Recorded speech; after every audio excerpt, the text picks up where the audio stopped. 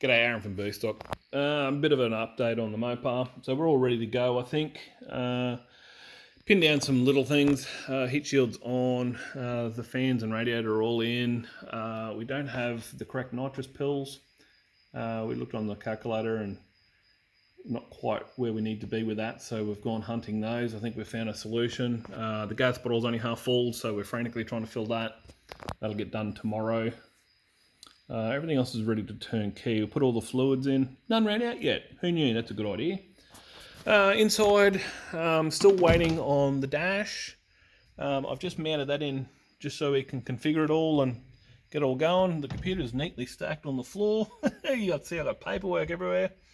I did find an electric conversion kit for the old TorqueFlite. So I bolted that in today. It all fitted.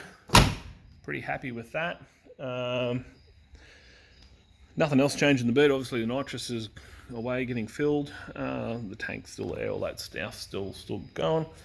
We've got spacers modified for the hub dyno. Because of the shortened diff, the hub dyno box ends up basically all but touching here, and we were pretty concerned about that last time. So I got some hub spacers and had them machined. My buddy Corey's knocked that out for me.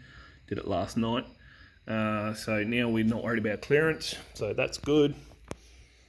I added an oil cooler in behind the trans cooler. It's not the best place for it, but there's literally nowhere else to mount it. So I've got a trans cooler in the front and the engine oil cooler in the back, 9-inch Davies Craig fan pulling the air through it. You can see I've got a little drain nipple here, so, and the oil filter is now tucked in between the control arms, so you can put a tub under there and drain both of those at once. It's a nice little feature.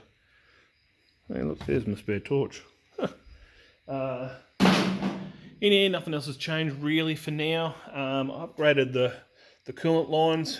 Went to PVC coated speed flow, and obviously you can see I've got fire blank on there just to help control the temperatures on the hose because it goes past some hardware. You can see I've got the filter kind of down there. Yeah, there's hardware everywhere here. So all that's all in place, ready to go. I don't think there's much more else to update. The grill's back. Again, my buddy Corey, he welded up a few of these little spots on the grill were broken where the screws go through. We're actually just going to leave this off the dyno. That way if we have hose issues or anything like that, it's much easier to deal with. I'll put the grill and everything back on it when it comes back. I even cleaned the windscreen so we can see out of it. Who knew? That's a good idea.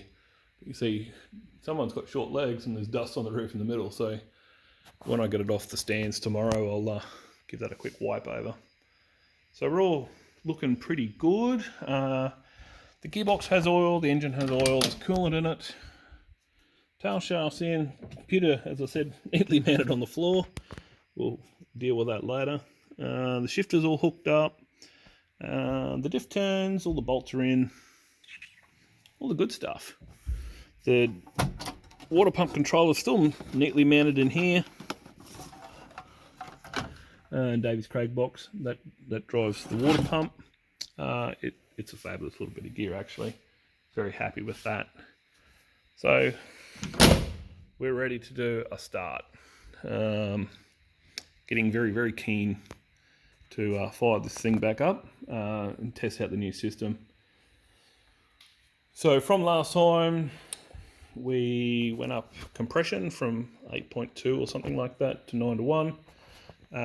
Went to alloy heads, forged rod pistons, all that kind of cool stuff. That's where I mounted the nitrous. It's got a purge that just pops up there. You can't even see in the video. Pops up there. So I mounted the solenoids upside down, just in the back of the fuel rail, so that's visible but not overly, in your face offensive. Hey, look at me. Even though we've got a really bright coloured fogger nozzle. Looking at the pill size we are hoping to run, if we can find the right fuel pill, we'll be running about a 105 horsepower setup in the nitrous. The fuel reg's tucked in there nicely, so that'll hold the pressure fuel pressure for the nitrous.